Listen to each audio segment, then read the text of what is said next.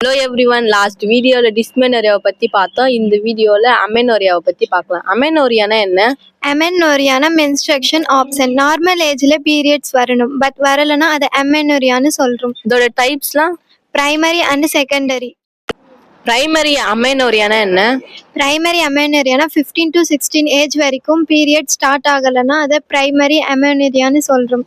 இதோட causes hormone problem, genetic problem, uterus absent and thyroid disorder. Secondary amenorrhea என்ன?